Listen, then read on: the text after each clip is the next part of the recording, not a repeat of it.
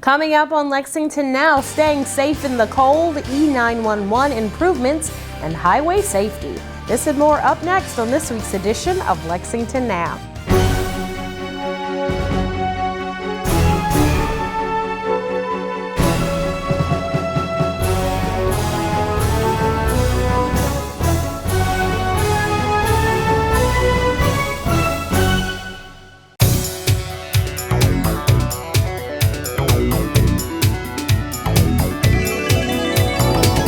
I'm Sherelle Roberts, and welcome to another edition of Lexington Now, where we take a look at the news that shapes your urban county government.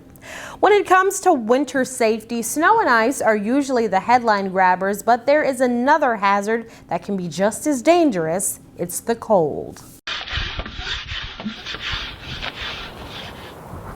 Like it or not, winter is upon us, and it often brings hazards like snow and ice. But there is another danger that is not as frequently addressed, and that is the cold.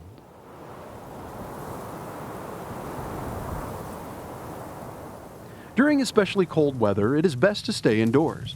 But if you must venture out, here are some guidelines you should follow to stay safe. Dress warmly in layered clothing, including a hat, a scarf, or knit mask to cover your face and mouth, sleeves that are snug at the wrist, mittens, a water-resistant coat, and water-resistant boots. Avoid exertion, as cold weather puts an extra strain on the heart. Those with heart disease or high blood pressure should follow their doctor's advice about shoveling snow or performing other activities in the cold. When outside, avoid walking on ice and keep your steps and walkways as free of snow and ice as possible. Be on the lookout for signs of hypothermia and frostbite, two common cold weather-related health problems. Warning signs of hypothermia, which is an abnormally low body temperature, include shivering, exhaustion, confusion, fumbling hands, memory loss, slurred speech, and drowsiness. If you detect symptoms of hypothermia, seek medical care immediately. Get the victim into a warm room and remove any wet clothing. Warm the center of the body first with an electric blanket if available. Otherwise, use skin-to-skin contact under loose, dry layers of blankets, clothes, towels, or sheets. Warm beverages can help increase the body temperature, but do not use alcoholic beverages.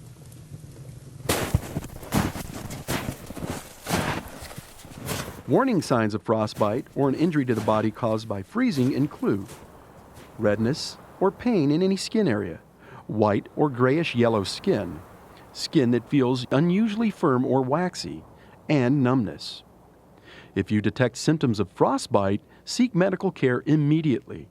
Get the victim into a warm room and immerse the affected area in warm, not hot, water.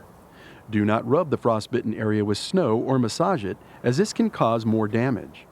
Do not use a heating pad, heat lamp, or the heat of a stove, fireplace, or radiator for warming, as the frostbitten areas are numb and can be easily burned. These procedures are not substitutes for medical care, and all emergencies should be reported to a physician or healthcare provider. If you follow these simple rules and exercise caution, you can weather the worst winter has to offer and come out healthy on the other side when the warm breezes of spring start to blow.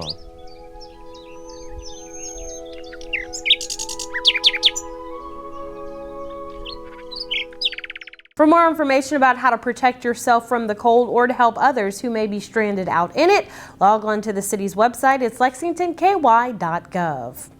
Well, it may seem like a pretty straightforward service, but there's a lot that goes into making sure that E911 runs smoothly. Here are some of the details. 911 is serious business, which involves high stress and life or death situations that must be handled quickly and correctly. Okay, we'll send somebody over there to check it out, okay?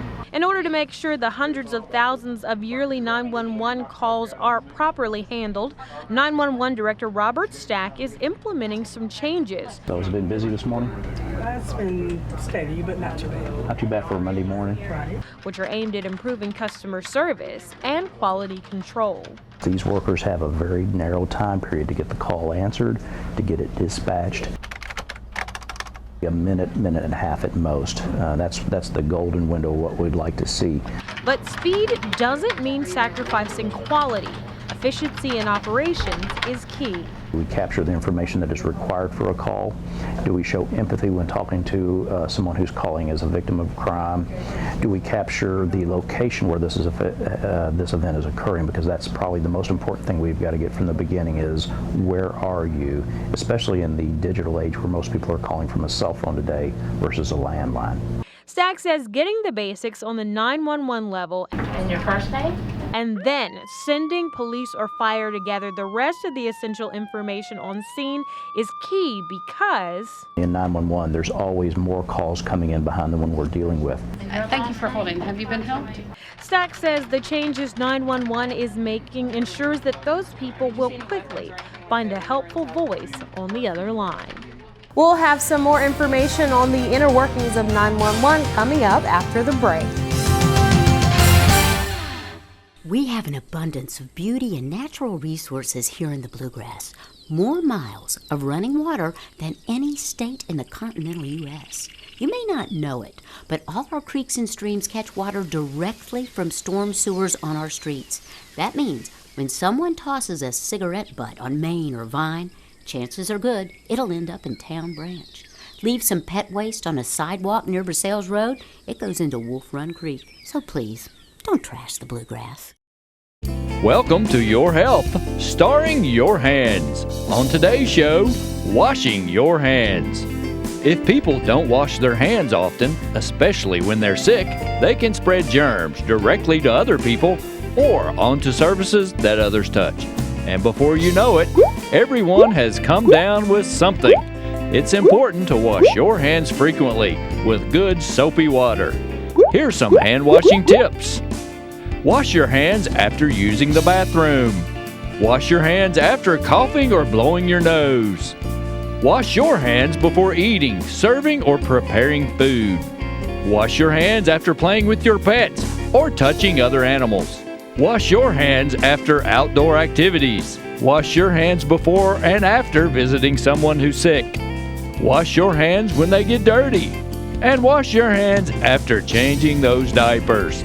Thanks for watching Your Health, and remember, wash those hands frequently.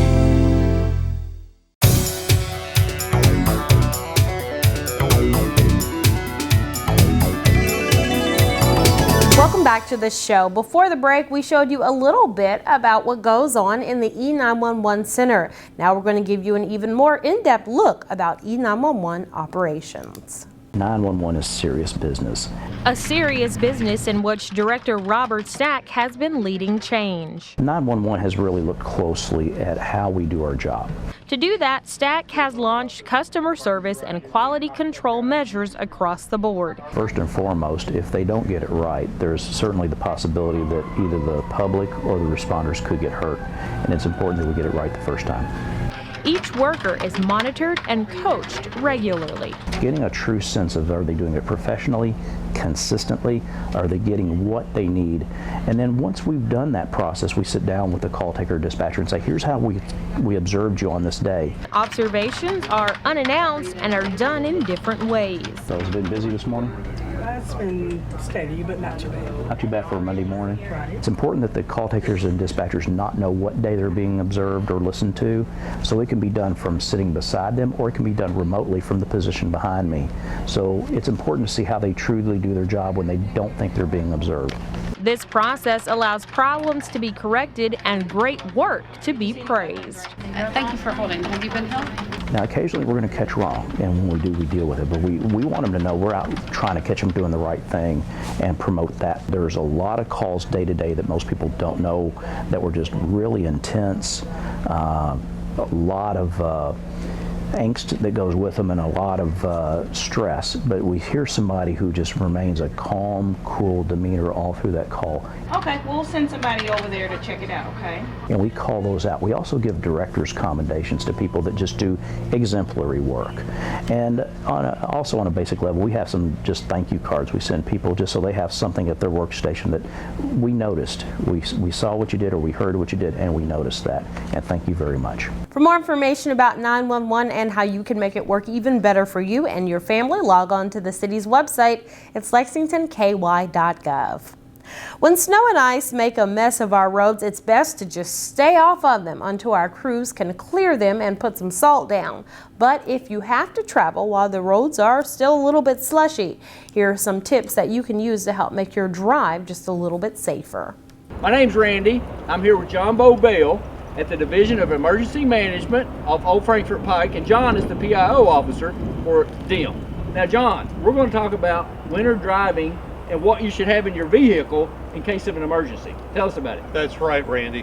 The most important thing you need to have is an emergency kit in your vehicle. It needs to have the supplies you would need if you got stuck, if you got stranded, in order for you to stay warm in the vehicle and wait till help arrives. The best thing to do is to be prepared before that snow starts falling. And we're going to go over those in just a moment.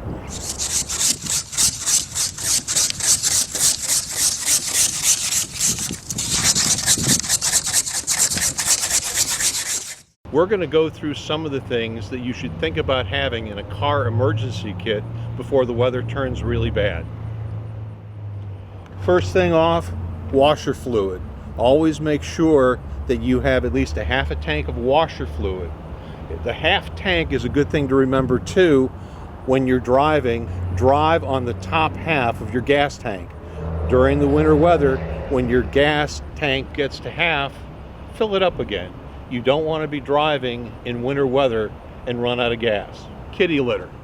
Kitty litter is a great thing to put in your trunk or the back seat of the car, because if you're dealing in icy road conditions, you get stuck on a driveway, you get stuck on the street, kitty litter will restore traction to the tires and will let you get moving rather than just spinning your wheels. Also in an emergency kit, an ice scraper with a snow brush. I like the ones that have a long handle so you're not having to bend over the car and get all snowy while you're scraping the windows or taking snow off of the roof. It's important to remember too that if it snows and your car is outside, clear off all your car, just not a little window in the windshield so you can see out. Clean your entire car. That's important for safety. Family emergency kit's important for the house, but even a little car emergency kit's important too, because inside this you'll have another scraper, a pair of work gloves, and it's always a good place to put another car charger for your cell phone. If the power goes out in your house, you can charge your cell phone from the car dozens of times, and by that time the power will go out and you'll still be connected to emergency information. Those are neat little kits, John. Where can you get those? Those are available at most discount stores, grocery stores, and occasionally we will do special promotions and give them away. A couple other important things to think about having in a car emergency kit is a small first aid kit, bandages, gauze, tape. Important that if someone is injured, you're able to administer first aid until a first responder shows up. Flashlights, really important. Put extra batteries in your emergency kit and check it every so often to make sure the batteries actually work. Also in your emergency kit, a good thick blanket. You like to think about those space blankets, those little thin Mylar. They're not really good for keeping you warm, so invest in a blanket, or everybody's got an old comforter. Put that comforter in the emergency kit. You never know when you'll need it. Last but not least, a NOAA weather radio. That's the most important appliance in your home. This one here, you can plug it in the wall, it'll operate on batteries, or with a little hand crank, it'll keep it operating indefinitely. Plus, this not only is a NOAA weather radio, it's an AM FM radio, and it will charge your cell phone as well. It's a good, inexpensive way to stay in tune with what's going on weather-wise and during an emergency. For more information about emergency preparedness, visit our website, BeReadyLexington.com. We've got lots of information there about building a kit, making a plan, and being ready for when winter weather hits. It's not an issue of if, it's a question of when. And speaking of safety on the roads, there are few jobs as hazardous as when a patrol officer has to get out on the highway either to help a stranded person or to write a citation. This danger is a fact that Officer David Burks with the Lexington Police Department knows all too well. We make traffic stops all the time, which would put us on the side of the road or even in the road. So it's the law to get over. Most people just don't do it, and it puts us in a lot of risk. So I stopped you for speeding. Can I have your driver's license, registration, and proof of insurance? We work 4 10-hour shifts, and pretty much the whole time we're working, we're in our car a lot of the time. So like you said, it's our office. Charles, Boyd, Robert. Most officer deaths, line of duty deaths, occur from either being hit by a motor vehicle or being in a collision. I experienced my own situation. I was out on the interstate. I received the 911 call from a woman that was broken down with a flat tire on the interstate. I was dispatched out there to sit with her, to kind of protect her from oncoming traffic while she got the tire changed. I positioned my car, to a position where if a collision happened or something happened, that they would hit my car and kind of shear off. While I was sitting there, I had my seatbelt fastened because you never know what's going to happen. I hear a loud screeching like skidding, and I look in my rear view and there's a truck behind me doing a 360 skidding, coming right towards the rear of my vehicle, and spun out probably within, I'd say, 6 feet of my rear bumper. It was a close one. To avoid accidents, my advice to the driver would be move over, slow down, and be aware of what's going on around you. Don't follow too close to the vehicle in front of you. My advice to officers to avoid accidents would be build good habits. From day one that you hit the street, start developing good habits. Positioning of the car. You can turn your emergency equipment on and kind of guide the person that you're pulling over into a specific spot. That helps a lot. Just being aware of what's going on around you, traffic conditions, things like that. If it becomes a routine, it'll become second nature. So it'll hopefully protect somebody someday if you just get into a good habit of doing that. And this advice from Officer David Burks not only goes for police officers, but also firefighters or any other truck or vehicle driven by a citizen that you see on the side of the road. If you see someone over there, slow down or pull over. That'll help keep everyone more safe. Well, it's going to be another busy week here in the urban county government. Here's a quick look at what's on the schedule, but for a complete listing of meetings and events, you can log on to the city's website. You know where to find us, LexingtonKY.gov.